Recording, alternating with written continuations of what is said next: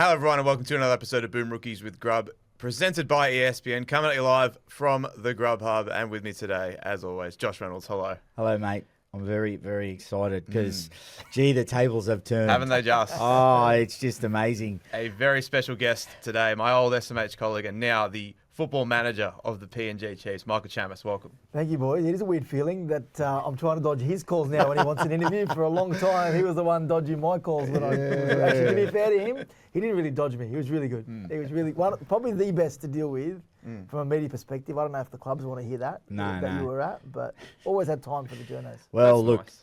I've got a multiple questions because the only reason that I had to deal with you guys was because I was probably a bit of a rat bag, so I had to There were a couple of those calls. Control the narrative. That's what I said to him on the way. It's like I'd rather take the call, know what I'm dealing with, and then move forward from there. Very smart. Yeah. And we've got you at a great time. We've been trying to get this over the line for a few weeks, but it's perfect timing with, of course, possibly the biggest signing to date for the Chiefs, with Brian Toto being announced yesterday. So I guess maybe we can start there because that's the biggest story in the sport at the moment. What was the process like in getting that over the line? It was very quick, very quick. We were informed that we had probably about 7 days to get a deal done, and we wanted to respect Penrith because they're always big on when you get close to the finals, we shut up shop and we focus on what's the tasks at hand. So they set him a deadline of last Wednesday to try and get a deal done, and we moved heaven and earth to try and make that happen. Because reality is, we don't know what was going to happen come November 1. Players come on the market. They might, we have a situation at the moment where agents are ringing saying, if we got early permission, would you talk to us? So that was live. We made it clear that we'd love him there, and thankfully that we were able to get that done. And he's excited, mate. The thing is, people will talk about Jerome and their relationship. So naturally, he would ask questions of Jerome when he signed about why he signed and why he did it. So he knew what he was getting himself into. We would have loved to have taken him over to PNG to show him before he signed, but unfortunately, in 7 days they had a mudgy trip. Then they went to New Zealand, so we just couldn't get him there. That's the one big thing that mate, great signing. Like honestly, unbelievable in the big scheme of things. That type of player, but I just thought it was crazy that he hasn't even gone. Yeah, that's a big. It goes to show that you're good at what you do because you literally had a week and he hasn't even seen the place, and that's probably the toughest thing for players, right? It's what is it over there? He didn't even go and check it out. The other players have gone. Did that seem to worry him at all? To be honest, we said at the start we didn't really want to sign players unless they'd gone over and seen it. Now, there's obviously going to be extenuating circumstances for everybody. In this situation, we felt the Pacific Islander boys regularly go back to their country. When we brought Jerome to PNG, he said that reminded him of Samoa. Now, for Brian, he's been back to Samoa. His partner's Samoan. This is something that the island life is not something that's new to them. And while he hasn't been to PNG, he has spent some time in the Pacific, and I think these guys will be able to adapt to that lifestyle a lot better than someone who hasn't got that background. So he'll be over there in October for the World Cup. Hopefully, knock on wood, that there are no injuries for Brian, and he'll be there. Samoa are playing PNG. PNG might be supporting Samoa more than the Kumals. We've got a couple of their favourites with Brian Toto and Jerome in the Samoan team. So yeah, of course, we'd love to have got him over there, but the deadline presented us with a situation where we had to make a decision, and so did he. I think a lot of the discussion around the Chiefs and the signings you've made so far externally, there's certainly been some frustration from fans of clubs who've lost star players. There's certainly been some frustration from people on various in various media entities, and from people who were fans who were hoping that their club could sign some of these players who have ended up going to the Chiefs. Now the big narrative going around is talking about the unfair advantage that the Chiefs have in terms of their spending power and in terms of sort of the tax stuff. How do you respond to those sorts of claims? Yeah, I get why people and clubs would say that, and I get why fans would be disappointed to lose players, regardless of where they're going to, right? But reality is, most of them left with blessings of their clubs. Like Alex Johnston left with South Sydney's blessing. Connor Watson was given permission to talk. You look at the blokes we brought back to the game. Zach Lomax is in rugby union, so we're bringing him back. Of course, Penrith fans will be devastated, but he also left with Penrith's blessing. The one probably where it was controversial would be Jerome, given that there was a player option there, and he decided to leave. So I can understand the frustration from the Tigers and their fans. But reality is we've been opportunistic with these signings. If you look at even Matty Lees from the Super League, he had an NRL clause in his contract, which we were able to trigger to get him over there. So the tax-free thing has been known for a long time. Like Peter V'landys was quoted on it in 2024 when I was sitting there as a journo dissecting whether or not this would be a good thing for the game. Albanese, the Prime Minister of Australia, has spoken about it. Like, the clubs were aware this was going to happen. The fans have been aware. And reality is, and Peter V'landys said this yesterday in an interview on Channel 9 with Danny Weidler, is these are the sort of incentives that the players need to move over. They're moving away from friends and family, from everything that they know, from everything that is normal to them, to start a new life in a foreign country. Yeah, and just on that, this is the other side of it, right? There's got to be incentive. Friends and family is tough enough as it is, but if we're being realistic, boys, some of these players are going to be going from, and this is no disrespect to PNG like that, but they're going to be going from living in Bondi to living in PNG, right? It's a massive culture change, huge, for multiple reasons. So there has to be incentive there for that reason. And you know, you're going over there, you're going to build the game, you're going to, you know, hopefully take them to massive heights. But for me, if I was a player, that's the one thing that I'd look at. It's the change in lifestyle. It's a massive change in lifestyle. Yeah, of course. And in our conversations with players, we're not shying away from the tax-free. We're not saying you can't come because you're motivated by money. The reality is it's going to be a major factor for everyone who makes this decision. We're not naive to that. We understand that. But also then, what goes beyond the money? What's motivating you? So for Brian To'o, for example, what's motivating him? Well, I imagine the fact that he's won 4 premierships at Penrith, could leave with 6 by the time he finishes there. Maybe the excitement of a new challenge is something that he wants. You know, look at Jerome Luai. Like, he got to see firsthand what the power of rugby league in PNG and what he can do for that country. Had the money not been tax-free, would he have gone there? Who knows? Probably not. But reality is, he's gone there because he understands that this is bigger than rugby league, this opportunity. And the players that go over there as the pioneers, they're going to be compensated for that. Everyone knew that was going to be the case. And the fact that clubs or people in the game are saying it's unfair now, we as a club wear that as a badge of honour because we turn around and say, okay, well, we're doing something right. If they're threatened by what we're putting together, then we must be doing something right. Yeah, and I don't begrudge you for taking advantage of the dispensation that's been given to the Chiefs. Like, you'd be silly not to do that, right? But do you think it's a case of the fact that when this was all announced 2 years ago, as you said, we all knew this was coming, people kind of shrugged their shoulders at it because it wasn't there yet. And now that it is here, and now that Brian To'o, Jerome Luai, Alex Johnson, Matty Lees from the Super League, now that they're signing all these guys and a couple more to come, I'm sure. Do you think maybe that's why people started to the reality's kind of set in for a lot of people, and now that's the moment they've chosen to sort of be like, well, hang on. Yeah. Well, I think it's probably because they didn't think that many people would come. Even when I took the job on. I admit I was very skeptical. Yeah, well, personally. I reckon it's sorry to interrupt. I think it's the calibre of the player you're getting. That's what it is. And a comparison right now is the Bears. And that's no offence to the players going to the Bears. No. They're going to work hard and they're going to be a hard-working team. But every signing you've got, well, you've now got the 2 Origin wingers of last year, which is unbelievable. That you got Jerome, like that's what it is. And that's what people are comparing to. But that's not your problem. Yeah, well, you have to think of it like, from our point of view, I had friends and family when I took the job on saying, hang on a second, are you sure about this? Like, you set yourself up the last 15 years in media, you've worked hard to get where you are. What if this is a failure? And I honestly didn't think that this would be a failure. I backed us as a club to be able to sell the vision, because I went over there and was moved by what it means to the country and the influence that you could have on people's lives. The greater sense of purpose. And of course, as I said, the tax-free is huge. But you need people who are moved by that greater sense of purpose. And I feel like the guys that we have gone over there, but bar Brian, he hasn't been able to go over there. Matty Lees actually went over as an 18-year-old and played for a young England team. So there is a greater sense of purpose that is driving a lot of these players. People didn't think that we would be able to attract those kind of caliber players. Not. And they've probably, and this is what we want. Like, if they were all like, this is the cute and cuddly PNG Chiefs, who cares? You know, it's how cute that they're putting a team together. Then we'd be failing. We'd be failing. Right. You know, You're not wrong. And we at this, and people are blowing up about their tax-free advantage.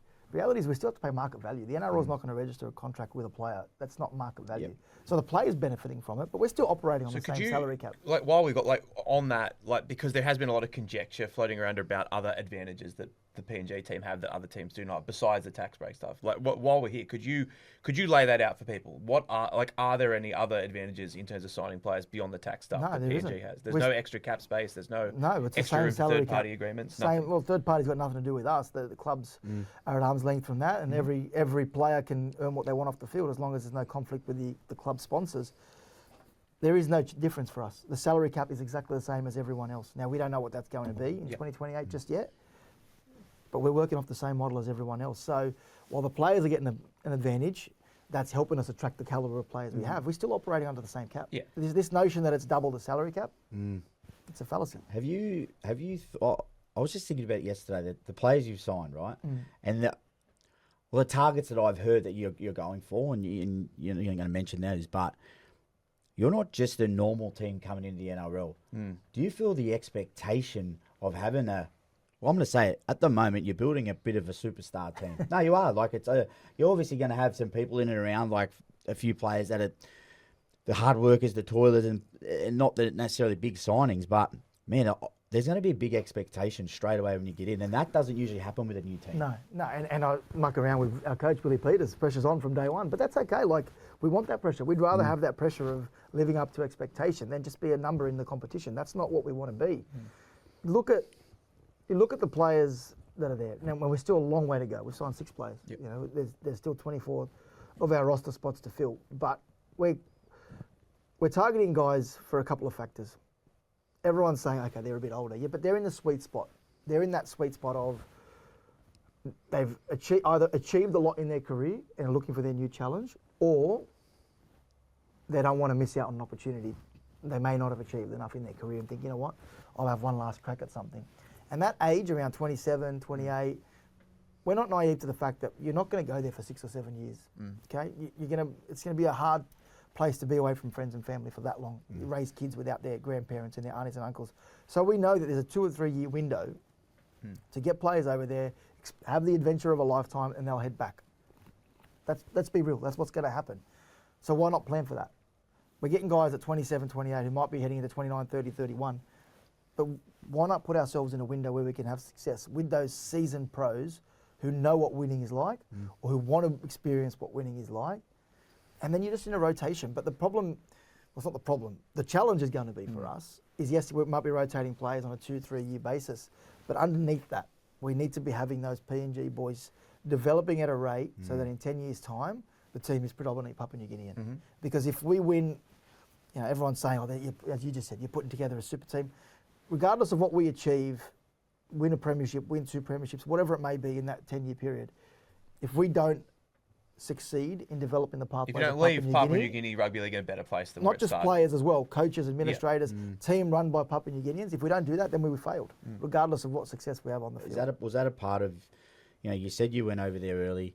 You said it just sort of meant something to you to help a country, not just a sport, a country, and that. Is that grassroots, I suppose, factor and the pathway system, setting all that up? The main goal is the NRL, and you want to be holding up that trophy. But is a big part of it setting up that for the locals to be able to transfer into the NRL? It's a big part of it. Now, the immediate focus right now is getting a team that's going to be competitive, getting a team that's going to unite the country. Reality is Papua New Guineans are very proud, and they love rugby league. Everyone knows how rugby league mad they are. So we're not trying to convert people into rugby league fans. What we're actually trying to do is convert Broncos fans, Cowboys fans, Storm fans into Chiefs fans. Like these guys are diehard fans of their own teams already. So the challenge is converting them to a Chiefs team and getting them behind them. And to do that, we need to have success early. So, putting a star-studded roster together, but in the background then, making sure, and the work's already beginning, to make sure that the young guys are coming through and they're successful. And there's a young kid that we've signed to a development contract at the moment, Gyro Voro. He comes from a village where when the tide goes out, their field's there. They've got posts built into the water. When the tide comes back in, they can't play. Growing up in his village, can only speak the language of his village. There's 850 languages in Papua New Guinea. Couldn't speak English. Got picked in the junior Kumals, not wearing boots. No, he's never played in boots. got picked in the junior Crumbles, he couldn't even speak the language of the people that were with him in the team. He can only speak his native village language. Now he's over in London playing with Jason Demetrio at the London Broncos. We've signed him to a development contract. Like that journey, that story is incredible. And they're the kind of things that we, as a club, need to aim towards, to have heaps of those kids coming through and have those amazing stories to tell. So what, like, that obviously, right, like sort of lifting the standard of the local players is one thing. But you did mention that, like, a lot of these guys you've signed are going to be around 30 or over 30 by the time they kick a ball for the Chiefs. In terms of that culture and that built-in bedrock of sort of guys that are going to be there for a longer period of time, is there any, do you have any hopes of being able to sell the vision of sort of being long-term PNGs for anyone, like, for example, players in the NRL now who are in their early 20s or mid-20s? Yeah, there will be. At the moment, we thought at the start it would be difficult for us to get young guys and convince them to come over from Australia, right? So the model we've taken is, okay, we'll get the family members, the guys who have got 2 or 3 kids coming over with their families, coming over at the right age and who are big names in the game. Because then that makes it easier to fill the spots with the younger guys. Because how do you attract young guys? Get them to want to play with other players. And we believe the Jerome Luais, the Brian To'os, the Alex Johnsons, Connor Watson, Matty Lees and Zach Lomaxes of the world will attract young players to come to PNG. And is that, there's obviously with To'o and I definitely know Luai, seeing what they do, culture's the word of the NRL these days, but you see what they done at Penrith. You see that connection that team had. Yeah. Those 2 signings, obviously with their ability on the field, or that to the side, the culture building side, those 2 guys will be a massive part of that, you'd think. Yeah, for sure. And not only just the culture around winning, but a culture of behaviour as well. Because we need to set an example for all of Papua New Guinea about what it takes to make it to the NRL. Off field as well as on the field. The sacrifices you have to make, lifestyle, nutrition, everything that goes into being an NRL player. I don't know if Brian To'o was a good example of nutrition, given some of the things that I've heard about his pre-game rituals, but we need to show these guys what it takes to be in the NRL. Team chemistry as well. I think the 4 of them played Origin together. Correct me if I'm wrong. Connor Watson, To'o Luai, and Zach Lomax. They would have been in the same Origin team, so they've experienced playing together. And we've got 13 premierships between the NRL and Super League already in 6 signings. 4 for Jerome, 4 for Brian, 4 for Matty Lees for St Helens, and 1 for Alex Johnston. So 13 premierships amongst our 6 signings, and you throw in our coach as well, who's won a premiership with the whole KR. That's 14 premierships of experience, and plus my one for All Saints Tingabby Tigers back in the day. So. You got to throw that in. Yeah, you got to. I've actually lost 15 grand finals, but we shouldn't go there. Oh, that's a lot. It's a lot. James Graham. Perennial loser. Hey, no, me too. So, like you talked about in terms a big concern people have raised is the safety and and this the players being there, and then we'd be naive to not talk about that at all. Port Moresby still ranks on all the TripAdvisors as one of the most dangerous major cities in the world. How what were those concerns like expressed by the players you've signed so far in terms of that safety issue?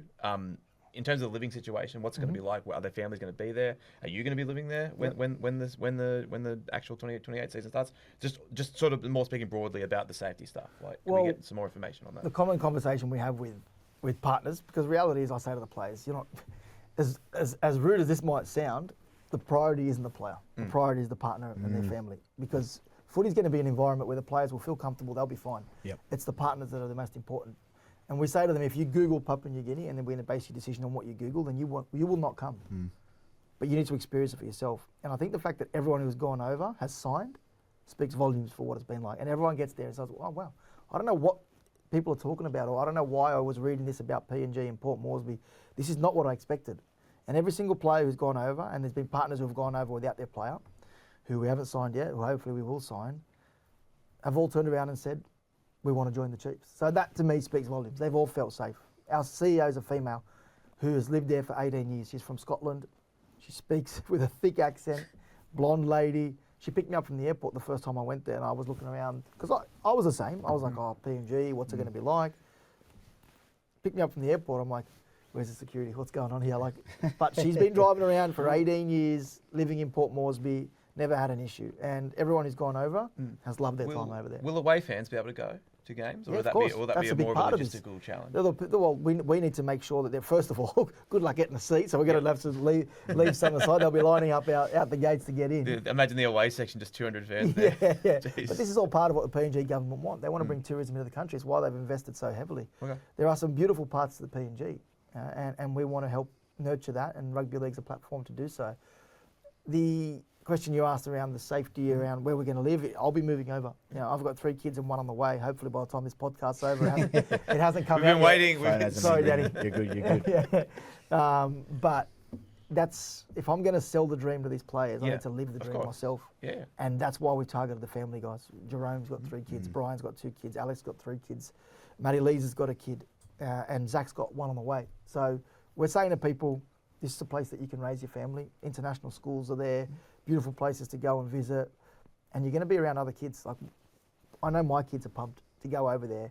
Afternoons playing footy with all the kids in the resort, and basketball, tennis. Like, Penrith talk about COVID, the bubble, and what it was like at Twin Waters. Those players loved it. They all had a great time. As long as you've got a good team environment, then it goes a long way. But we're not naive to the fact there are going to be challenges. Not everyone's going to get along all the time. We're going to have issues. We need to be prepared for that. Have you thought about some damage control situations, and just even having someone there? Like, I'm just thinking of, like, you know, players culturally, but even just a culture person for the boys, but then also for the partners. Because I'll be honest with you, I've been a part of what do we call can we call them wags? You can No, call they them call what, them you can call them what you want. We'll call them partners. The partners of and it's brutal sometimes. I've been a part of it. They don't like each other. They don't. It just happens. But at the same time, they don't have to see each other at the games. Whereas they're going to be all living in the same space, possibly going to the same supermarket. Like, have you thought of these things? for Because you sure. have to. Oh, mate, Well, the spin-off reality show is coming. What are you talking the Real about? Housewives of Port Port Moresby. No, look, it is. That is our biggest challenge, Grubby. Like, that is going to be the single biggest factor in whether we have success or not, is whether we can create an environment off the field that the partners and families are happy in. Does that mean there's going to be no problems? No, it doesn't. There's going to be challenges. That's also comes back to us, a lot of the homework we're doing now on the kind of people that we're bringing in, their partners, how they fit in. And also, like this situation with Brian is a perfect example. Him and Jerome come together. Their wives are best mates. Their kids all are friends. That helps when you move in. You move in that. A 23-year-old Josh Reynolds wouldn't have worked for us, you know. No, I agree. You No, in your literally. younger days, like right now, if you're still playing, you'd probably think, you know what, I can make this work with my partner and my kid, and we'll have a good time for a few years and have an adventure. But 23-year-old Josh, who was going out and enjoying himself, and getting journos calling him on calls from Sunday you in the morning morning. saying, what did you do on the weekend? And Yeah. was there a taxi involved? Yeah. You No, might not wasn't have getting enjoyed calls- yourself. I wasn't getting calls on Monday, Tuesday about hey mate, what do you reckon about team list? Mine was Sundays. Where were you last night? What nightclub and what time? But we haven't really mentioned him, Willie Peters. Why Willie Peters? Yeah, a good question. He's been exceptional with what he's done at Hull KR. To win the treble with a roster that many probably thought wasn't going to win anything. To do it with that roster and to do it in the manner that they did, to win the treble and then back it up and beat the Broncos in the World Club Challenge, well, that's huge. And he announced himself as a coach last year. But even before then, the way he got Hull KR from the spoon to where they were in the space of 3 years, phenomenal. And he's a younger coach. He's been around at a number of clubs. He's obviously played at Souths and the Dragons, but worked at Souths, worked at Newcastle, worked at the Tigers. He's been around a couple of clubs, got his chance in the Super League and made the most of it. And he's just such a hard worker, mate. And we feel like the fact that he's also he's a coach, but he's a dad of a young family. Like, he's going to come over with young kids as well. We need someone who's going to understand that and realise there's a line between work and when we get back and we're all living together, and that clear line of separation. So for him, when he's finished training, he's got to come back to his son or his sons that are going to be there with his young wife, spend time together. He needs to work a work-life balance, and I think that he'll be perfect at that. He's so hungry, and some of these things during the interview process you don't realise, because people can say things and you're like, yeah, you can get opinions from people. They're like, this guy's this guy's that, but until you actually work with them, I've never met someone so hungry to succeed and to work. And at the moment, we're respecting him and Hull KR, and I hope he finishes his time there in the Super League with another title. But he's working 24 hours around the clock to make sure that he's going to finish his time at HKR successfully and then make sure we're in a strong position. And at the moment, you're not seeing a lot of Willie or hearing a lot of Willie, but that's deliberate because he's got a job to do with HKR. And he'll come over in October, he'll fly over to Australia. The day he lands, he spends one day in Sydney, and he's hopping on a plane with his family to Papua New Guinea to come and watch the World Cup, watch the Cornwalls, see how that goes. So he's not mucking around, and we're excited that he's with us. Because he could have been, to be honest, if he didn't take our job, he would have got a job in the next few months. Sure. But he wanted this job, and that was what appealed to us. As a club, brand new club, no history. I know playing at clubs where I've been at, you delve into the history. You understand who's played for that club. You want to represent that jersey because of Terry Lamb and Turvey, and it's very different for you guys. What will the Chiefs stand for? If someone says the PNG Chiefs are, what do you want? What do you want to be known as? Well, firstly, we don't have a club history, right? But we do have a history of rugby league as a nation. It's a rugby league mad nation that goes back 50 years. The Cornwalls are really, really proud people. Ask me what the Chiefs to be. We want to be a reflection of Papua New Guinea. You can see it. You play against Papua New Guinea, you know you're going to walk away bruised and battered. Yeah. But also, there's a natural style of the way they play. You go down to the beach, down at Ella Beach, and you watch the kids, and they're just freakish footballers, the skills on them. So we want to lean into that in the way we play. And you can see with the kind of players that we signed, that natural flair and ability, and we want players to express themselves. Because as a club, we want to be a reflection of PNG. So that style is going to be represented in everything we do, both on and off the field. I like that. It's true. Yeah. I played in the Prime Minister's game, and we won. But man, I played hooker, and honestly, I was probably the toughest game I've ever played. Like, you just got belted. But you're right. It's a reflection of a hard-working nation that's got to break in one of the biggest competitions in the world for our game. So, I'm actually super keen. You watched Grubby. I know people are sceptical right now, but what it will do, the incredible stories that will come out of it for rugby league, the scenes in Port Moresby when we play our first game, it's bigger than rugby league. I was mucking around with someone yesterday about the cool running story in the Jamaican bobsled team. This is a movie, a developing nation with a professional sporting team who are going to absolutely go crazy about this rugby league team. I know that there's tribalism here in Australia with all these teams and in New Zealand with the Warriors, but it's going to go to a whole new level. It'll be good for the game. I know that in the short term, clubs will be like, okay, there's going to be players that are going to be picked off. It's going to be, in their mind, might inflate the market. But the benefits for the game are so huge. And it makes the stranglehold in the Pacific has always been rugby union. This will change that dynamic. And people don't realise that $600 million, they think, Australian taxpayer money is just going to the Chiefs. It's not. 250 is going to pathways in the Pacific, and that's PNG, that's Tonga, Samoa, Cook Islands and Fiji. And that's going to be a big part of what we're trying to do as a sport, is grow the game. Love it. Well, my final question is, you just mentioned a movie. Who plays Michael Chammas in this movie? Come on. What do you think of Brad Pitt? I'm trying to think of cool. Tahir. He's not a bit too tall. Actually, no, he's all right. Rob. Rob Shady won't turn down any work. Don't worry about that. Yes, that's Fantastic. Good. I like it. Well, we're just around the corner from Disney. Maybe I'll we get some studio time. Find someone to on the mouse play install. the role. We'll sort it. All right. Well, Michael, we can't really have you stick around versus the show. We don't want to get in trouble with all the I'm looking at the run sheet here, and I better stay out of that before one. you go, I've picked a random list of 20 young players in the NRL. Could you rank them in order of how much you like them? Signed him. I appreciate it, boys. Keep me out of trouble. Thanks so much, mate. Cheers. Thank you, Bella. Okay, now it's time for our Eljana Future Superstars. Josh, we forgot to film the bit where we introduce where we are and what we're doing because we just had such a big day on Saturday out there at Marconi Park, talking to the Mustangs, doing a podcast, having a lot of great guests on. And I think the club raised over 10 grand for M&D research and stuff. So fantastic. Good. Yeah, M&D New South Wales were down there. It was just nice to talk to the club, Parramatta Local. Yep. What do we get? The junior head of the junior rugby league, and people that are a part of the charity, and it's just nice that a little club like that, and they were even saying it can raise so much awareness, and Jai come down, and mate, for us to be a part of it, cool, doing our part, mate, But yes, and so that bonus podcast should be live on your podcast feeds now, wherever you get that. But while we were down there, we took the chance to speak to some youngsters, some combined, I think, under 8s and under 9s, I believe they were, from the Mighty Mustangs. So let's take a look at that now.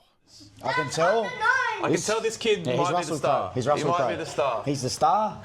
Let's start with the star. What's your name? Bodie. What position do you play? Oh, give me a look. Second rower. Second rower. Okay. Who's your favourite player? Who do you go for? Tigers. Oh. He's a penguin. Oh. Who's a penguin? Hey, why do they call you the Penguin at footy training? Because he does silly stuff. Oh. Can you walk like a penguin? Oh. And he like jumps on me. He jumps on you. Yeah, it's like always like this. Whoa. Always like that to me. So he's a back rower. He brings the energy, and he plays like a penguin. Yes, he plays like a penguin. Actually, sounds like a few of my teammates I used to play with. Absolutely. Not going to mention any names. He's a Tigers fan. What about the rest of you? Who do you all go for? Broncos. Broncos? They're the Bulldogs. Oh, not this year. What did you just say? Broncos, because they're better than the Bulldogs. Well, let's get the ladder out. No, they're not. But honestly, what happened to the Broncos this year? What happened? No comment. What'd you say, Madge Maguire? Nah, man, it's not. It's not. I think he said no. They're media trained at Marconi in under 10s. He said no comment. He actually sounds like a professional football Very player. well- very well Like a done. robot. Para? Rivals. Are you excited for Jerome Luai next year? No, you're not excited. Recruiting our best players. Oh. Oh, so you don't like Jerome Luai signing? Why? He's recruiting all of our players. Oh, you think to go to... Wow. I You reckon? hate the Bears. They're taking all the best players, the Bears. Yeah, also. The Bears are signing the best players? Yeah. What? What's he been watching? Please at least tell me you were born in Queensland. Oh. Why are you a Broncos fan? Because I support that team. I love them. And do not... As long as he loves them. That's all that Okay, matters. we'll take the Broncos. Yeah. Please. Oh, Okay, good all man. right. I was going to have to kick him out. Let's go. Penguin walk. What do we got to do? Feet out? I like it. Nailed Is it. that Yeah, your try good job. celebration? Well done. Well done. The celebration is dry arrow. Oh, that's good stuff. I love that. You guys been hitting the arrow all July? Yeah. Excellent stuff. I've been doing it today when I was still trying. Oh, fantastic. I'm bobbing the balls and I'm coloring. Oh, that's good Hey, you know stuff. what? On a serious note, guys, your club's doing a very special thing today. Really is raising awareness for M&D and helping out Jai. I bought my Jai Arrow jersey, so You like it? yeah. You like I it? like it, but I don't like it because Because you're it's a rubber. yeah. Look, that's well all right. said, I well understand. said. That's okay. Who actually likes South? Oh, There we go, my man. how can you like South? You're a Bulldog. I like the trumpet. What else do you like doing away from footy? I know. Oh, here we go. Except penguin walking. I don't know. He does not want to be on television. He's humble. He's shy. humble. It's all right. Yeah, keep eating. What do you got, bro?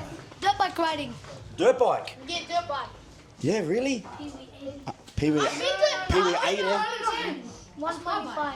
I've been to his house. Speaking Swahili to me. I've been to his house. He has a quad bike, and ever since I've been to his house, I've loved quad bikes. I have a four-wheeler. Even though I don't have one. 350. I have two 110s.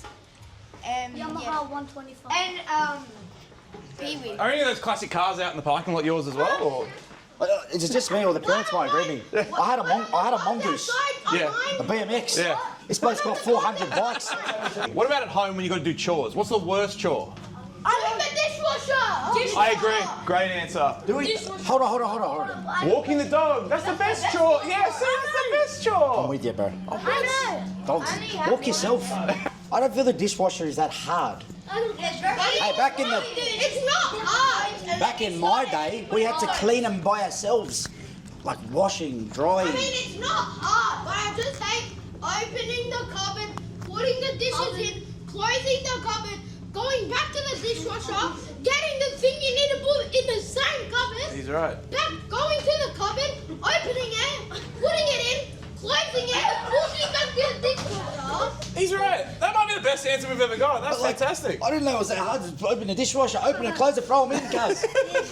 Who in here has a girlfriend? Oh. There's only one. Hey, no laughing. There's nothing wrong with that. Oh. Actually, We'll come back to you. Never mind. Oh, that was last week? That was probably last month. Oh, That's all right. What about you? I mean, I He have does. one secret. He does. You don't? I mean, Why are the I boys have pointing one at ya? secret. he said he's got a secret one. Yeah. Well, I that's have never probably not told ideal. Well, the best way to keep it a secret is to announce it while someone's recording. On camera. Yeah, In with a front of microphone. thousands of followers. Wow. So your last month, you're done. No more. No more. No more. Saturday. Just different directions. I'm finished. I finished yesterday. What did you say? It's tiring. I have a question about the Bulldogs. Oh, Did you okay. like the team? Did you like the team? Did you like the Bulldogs when you played them? Did I like when I played? I didn't like them. I loved them. Oh, that's nice. Then why did you Shall I- switch? Who was your favorite? Oh, again, every week. Look Wait, now. does everyone know what other team, besides Bulldogs, what other team did he play for? No. Tigers. And Tigers. To the Super League. And he went to the Super League. Wow. Wow, these guys have actually done their Great research. knowledge. You went to the We go into these other clubs and everyone's like, who's this guy? Who's this bloke feeding us chicken? My question is, what is the Super League? It's England's version of the NRL. So Josh went to England and played for a couple of years. Also known as the retirement village. I'm only joking, Hull FC, I love yous. Put in a good stint there, 6 games in 3 years. People always say you have a nickname called the Grub. Right, this is beyond a joke. You're tipping them up every single week because this question gets asked every time. I mean, it is the name of the show. It does have Grub in it. I always try and think, how can I explain this to a bunch of 7 to 10-year-olds? Let's just say when I got on the field, sometimes, only sometimes, I just done some silly stuff. Sorry. Well, the forwards ever like bash you. Did forwards want to bash me? Yeah, multiple times. I was just a little bit, what would you call it? What? Passionate. I was about to say a bit of a smarty pants, but passionate is the question. No, look, I used to like to compete. We know what competing is? Yeah. So I just enjoy. Oh, Oh, I wouldn't say that. I have a question. this guy really is after me. He's nailing you. The Well, Broncos. you came after his beloved Broncos. Yeah, but he can't talk. The Broncos are probably the cockiest team in the comp. Quick, I have a question. I love his questions, by the way. We They're need to get great him on the questions. podcast. Absolutely. Real quick, who was your favorite Bulldogs player? Ever?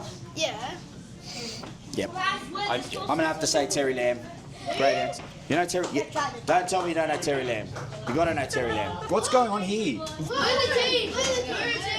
Oh, separate. Yeah, but you're all one club. We're all in them together. That is true. That's true. So let the boys in for a hug. Go, boys. Go. Well, get in. Yeah. Win the comp. And the prize money is $1 million per player. What are you going to do with your $1 million? He knows. He's straight away hand up. I'll give it to my teammates and keep the rest for me. Oh, that's nice. What are you guys? $1 million. What are you going to do? Buy it up. Buy a yacht. A yacht. I like that answer. I mean, I love that they've all said they want to share it amongst each other. Yeah, but boys, you're not going to share it. Let's be realistic. I'm running, bro. I'm going to Europe. I have 2 bank accounts. One of them, every month I transfer $1,000 to my savings, so then I get interest. You're an accountant. Is that good? Is that good advice? The camera woman's nodding. So that's good. So, you're going to be an accountant one day. Yep. I'll get your number later. Is there an internship program for under 10s? You get him in? All right, so wait. Nathan Cleary in the bin. He's a what? He's what? Nathan Cleary in the bin for losing against Warriors. Wow, they're a harsh bunch. Embarrassing. What do you mean, bro? The Warriors done the haka before. They were never losing. Go, Penguin. Give us a penguin haka. On 3, boys. 1, 2, 3. Nice, boys. All right, let's go penguin walk out. We show everyone out there the penguin walk. Lead us, boys. Lead us. Hey, man, come on, more penguin. Yeah, more penguin. Closer feet. Shame Chammas left because that kid alleging that Jerome Luai's been sent in as a sleeper agent to Parramatta to steal all their players. He's got a point. He's got a fair point. Ran off before he could address it. Luai, Interesting. To'o. Just on that, Jerome, mate, love you. I love the way you go about your work, but just stay away from a couple of ex-Panthers at the Dogs because we don't want any of them going over. But yeah, what a great bunch of kids. Awesome, man. That kid hated doing the dishwasher. Really hated it. Ran us through all the steps. How many steps is there to A lot more than I thought there was, if I'm being honest. The Penguin, what a star. The Penguin. The Penguin. Mate, he was... He reminded me of a sort of a young me that just couldn't sit still. He just wanted to terrorise. The kid that had 9 dirt bikes, fantastic. I didn't know there was so many Pee-wee, Dee-wee. No, mate, he might have been speaking another language as far as I was there. And then, hitting the arrow with them at the end. All great stuff. They could be up there, mate. They're right up there top. Just in because they all helped out on the day. They want to be a part of it. It's all about the community. And they were great. They were very nice kids. Yep. Most importantly, that Broncos fan kid did not support Queensland. He still goes for the Blues. So that was a big relief for you personally. It was because Broncos, you're like, ugh, really? But then he was a New South Welshman. But no, thanks for having us and a great day. We can't say where we're heading this week because it hasn't been locked in yet. We've got 2 that we're going to be doing over the next 2 weeks. I haven't worked out which one is coming this Thursday, but we'll be out somewhere on Thursday. Mystery. Okay, let's have a look at our plays of the week. You wanted to wrap this late in the game try for the Dolphins to Selwyn Cobbo that really blew the game open, but you wanted to focus on one of the players in the leader. Yeah, it's just and look, I just try and mix these plays up in a sense of why people do things, and I think this is just a really good example if we play it here of Jeremy Marshall King and just sort of like understanding space. And when I say that, if you pause it right here, right, he understands. He had one look. That's all he needs now. He's got all the Broncos in cover, right? The easy play would probably just to be go, Farnworth, pass, probably score anyway. But if we play it through that one look, for him to lob it over the top and understand that all the Broncos players are chasing in is a very, very special play from a special player. And like I said, it's just an example of understanding space, feeling that there's so many people coming. He had that one look, and then he just went bang with the pass. I just thought it was a very, very special pass from a classy player. Great play on the run as well. Bit of skill. And just what a crazy game that was, truly. That is what you call a shootout. Absolutely. And that's what, Matty, we've spoken about it on the show about the Broncos. That's what they could do. But then this week, they might not turn up. But, gee, when they're on, they're on. Aren't they just? Yeah. Okay, and Canberra may have lost the game, but this try saver from Simi Sasangi was superb. Yep. Once again, sometimes we go reads, but this one, just a nice play from the Knights. They're doing a really good job of getting Dom Young on the outside of his winger at the moment. 5 line breaks in this game. Unbelievable. But as you see, look at Simi Sasangi from the other side of the field. That is something special. But I'm just going to say he's a big guy. He's naturally a back rower, but him, you think of where he'd be right now. I'd love to pause it in a frame, but he's not. He's so far to the other side you can't even see. Like, it's unbelievable. But this is, don't think it is. I think one of my biggest things, if anyone can take about this segment this year of defensive, is never stop. And he's just never stopped. As soon as he knew this was coming, if we play it here, he's running. He's already out of the picture chasing. But that's hunger, and that's guys that I want in my team. I don't want him thinking about tries. He scores plenty, sets up plenty, but I want him doing this. Great work, man, from a big guy, mate. He's had his injury really derailed Canberra's season. They've been a different team when he's been in the side. A really good call. I think if he'd played the whole year, he'd be in the centre of the year conversation. He was that good. But how does he have such good feet for a big guy? It's crazy, isn't it? It started off as like a sort of makeshift thing for a couple of weeks, and then everyone went, "Oh, wow, this guy's actually incredible at this." Well, but it's now the question is, do you really move him back in? I don't think you do. Don't know. 1-on-1. Well, they're moving. They've told Seb Chris he can look elsewhere, right? So I think they're pretty happy with their centre situation. And then Timoko is similar. Like, they hasn't been playing much. He's in now, but brilliant play, man. Brilliant play. Yeah, and tough loss for them, though. I think the season's probably over now. Oh, they're done. But also, Knights are tough now. That's a really tough win from a Knights side. That's going to cause a couple of headaches, I think, come September, Matty. For sure. Now it's time for our Controversy Corner, presented by Clear. It's great to see Antoinette on the weekend as well. What a legend. Yeah, the best. Just rocked up 8:30 in the morning, set up the gazebo. That's why I know, obviously we want sponsors on board, but I feel people that have the same morals as us and want to help as much as possible, then she was there helping as much as she could. Absolutely. Stuff. We just talked about the Raiders a little bit. You want to talk about them a bit more? And chiefly Ricky Stewart's comments after the game. quite interesting. Is it fair to say I'm the person that can talk about this probably the most? Yeah, maybe. Because I had a fair few brain snaps in my time. Yeah. And this was one from the big red. But at the same time, I'm hearing all this gaslighting and, mate, A lot of people are using the word gaslighting this week, and they don't know what it means, by the way. too much maths going. Like, it's like they've been watching maths. Guys, he done the wrong thing. So, he deserves to be sprayed. I understand it's this world we live in now, and you can't really do that. But Ricky Stewart understands his players, so he knows that who he can and can't do that to. And you know, when I done something like that, Matty, when there was a time I wanted people to know that I done the wrong thing. What do you just get away with it scot free?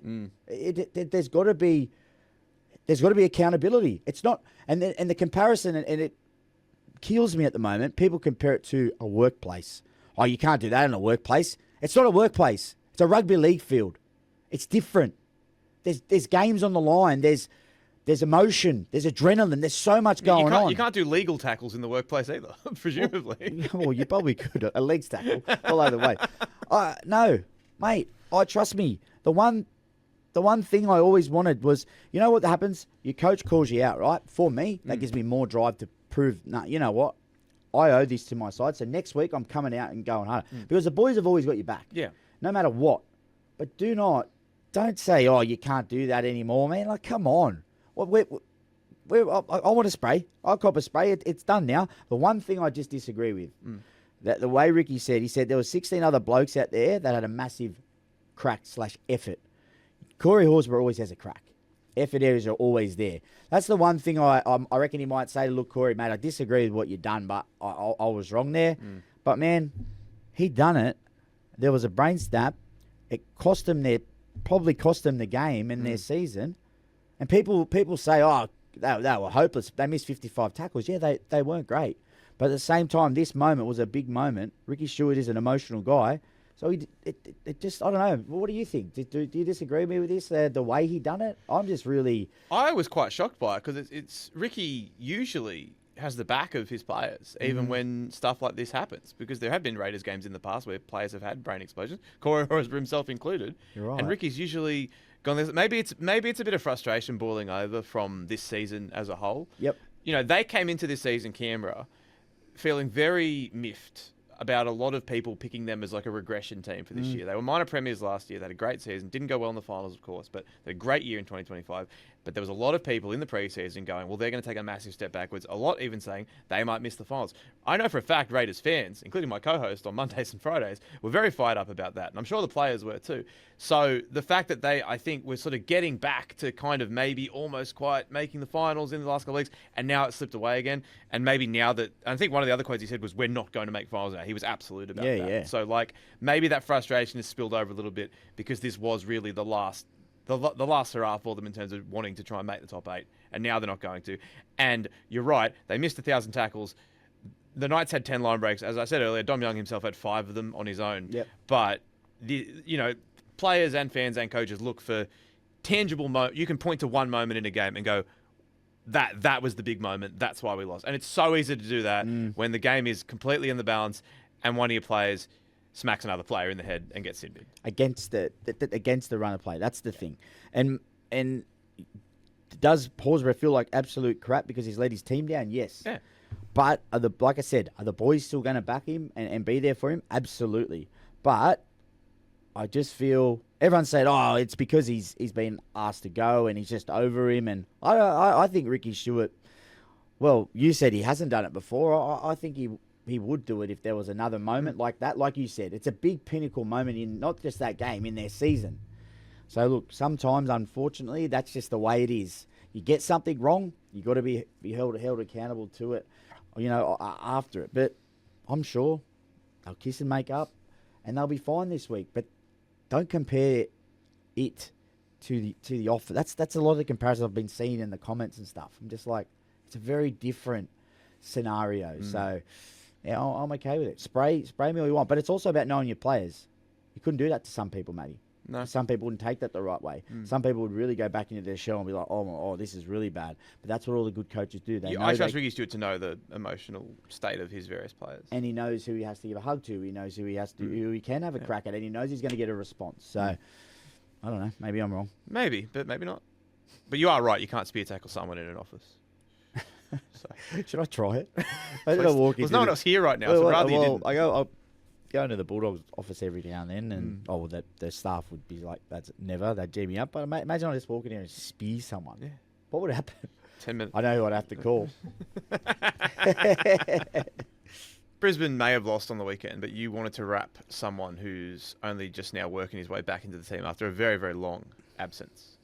Yeah, absolutely. And I'm going to say, look, I understand that you've got Reece Walsh, you've got Carrigan, you've got Mam, massive, massive players. But the one guy that you need to keep and prioritise is Billy Walters. Because what he does, I just feel when Billy's on the field, he holds everyone accountable. I don't know what it is. It's sort of like, I've played with Billy. I know the type of personality he is, and he wants to win. He competes hard and he wants to win in every play. Take ability away, what he's done on the weekend, 40-20, bang. It's dummy half, bang, scooted through. It's just, I feel when he is on the field, he makes a difference.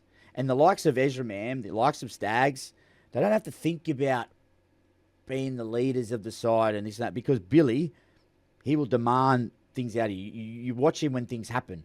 He's looking at you. He probably won't say anything, but he knows, they know that this is the standards. And this is probably the one thing, Matty, why the Broncos aren't in the 8 this year. Because at times, I don't reckon they've held each other accountable. Payne Haas come out once during the year and said, boys, this is nowhere near where we need to be. But I just don't know if there's day to day, week to week, who's walking into the gym every single day doing everything right. I think Billy Walters is that guy. And I just think he makes them a tougher team. Yeah. Seeing that? Yeah, well, he's certainly given them a boost. Yeah. And he starts this game this week, plays great. They're up 24-0. It slips away from them, obviously. Yeah. But yeah, I completely agree. There's been times this year we've watched the Broncos, and it's clear that the application, just the hunger hasn't been there from last year. Yeah. And he's a guy that I think his attitude is really infectious. Like he was in the sheds. I spoke to him after the grand final last year. Of course, didn't play, but was still very, very happy, delighted, of course, and spoke very well about his teammates and stuff. Just a guy that everyone loves having around. Competes like hell. And you need those dudes. Doesn't he? Yeah. Competes on every play. But I just don't know if that's what the Broncos have at the moment. They've got superstars, but they haven't got someone that's making every play, every tackle, every single little way you can just get that upper hand. Billy Walters does that. And I just think they need to really make him an emphasis on them moving forward, because they're still going to have the strike power. But I just think Billy, by the way, I also think he's a 9. I think he's their 9 moving forward.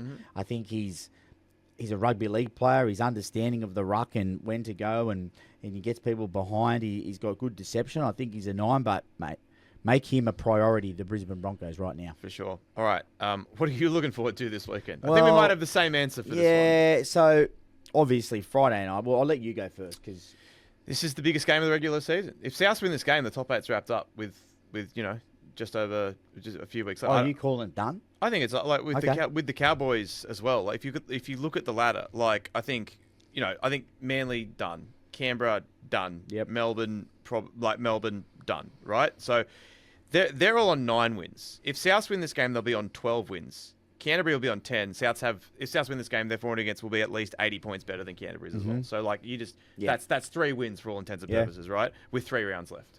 So it's probably all over the top 8, and the Cowboys have 12 wins as well. So it's probably completely done if South beat Canterbury this week. Well, I'll go Thursday night, 1v2. Yeah. Dylan Edwards back, hopefully. I don't know if McLean will be back. But it's a massive game because both sides on 36 points. Warriors have got the Broncos, who I think they'll take care of. So Warriors will possibly go into second place, which is going to be... That's what the Warriors need, Matty. That's what we've sort of alluded You've to said it all year. year. The top 2, home finals. Completely agree. And I'm interested. I think I'm interested to see how Penrith play without Yo, and who possibly fills in that role. Matty, correct me if I'm wrong, and I'm sorry to put you on the spot, but has there been a game where Has there been a game this year where Lindsay Smith has played 13? He's definitely played there a little bit. I'm pretty certain he has. So I think he might fill that role, and he's done a good role, which means Liam Henry will come straight to the starting side. But yeah, what a cracker! I'm going to say if McLean doesn't play, I think he played there against Souths the other week when Cody kicked someone. I think he started like that game. and he Would have because Yowie was playing Origin. and he So, went yeah. a short ball. Yeah, Liam Henry yeah, scored, yeah, so I think that he'll play there. But I just don't know. I think if McLean doesn't play, I'm going to go the Roosters. Yeah, mate, I'm not tipping against the Roosters at the minute. I just can't do it. Like, look, the fact is, the Roosters have those games where they drop the ball 20 times and look really bad, and you think, how's this team, the same team I watched last week, score 80 points?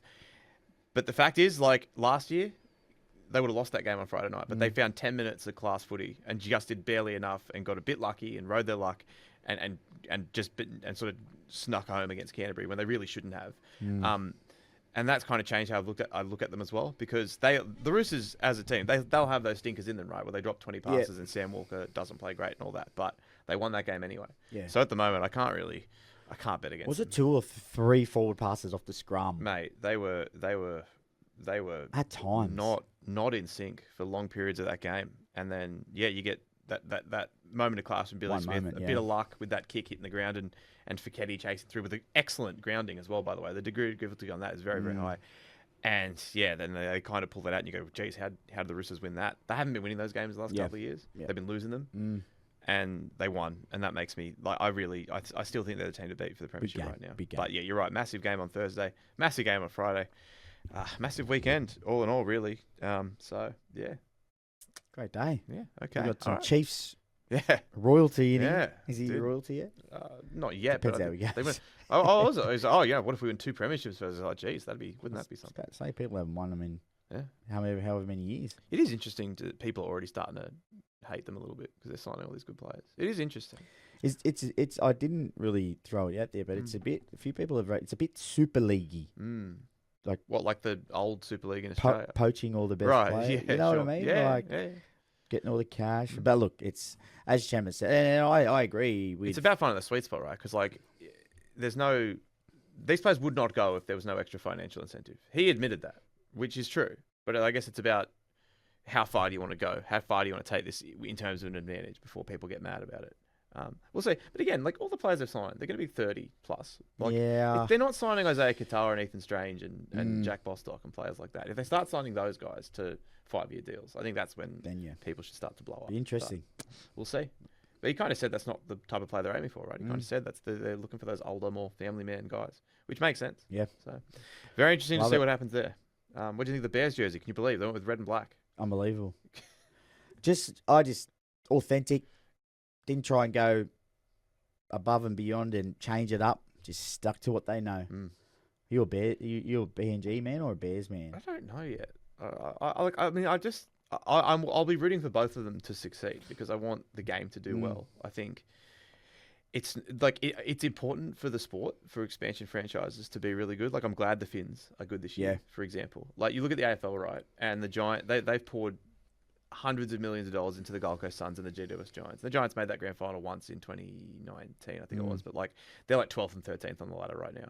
And the Suns have never really been good. And it's just like, we don't want to have another, no disrespect, but we don't want to get into another sort of Titan situation where the team exists and they barely even look like being a finals team for like the first 20 years of their existence. We just don't want that. No. So Well, they're two teams are in going 10. about it in very different ways. Well, yeah, if they win 2 and 10, that'd be, yeah. But they're obviously, I might be a Chiefs fan. No, but hey, I was trying to sort of lob you the softball to throw yourself out there as the culture officer. Oh, he's asked me. Yeah. No, I'm checking. All right, let's get out of here. We'll see you next week, everyone.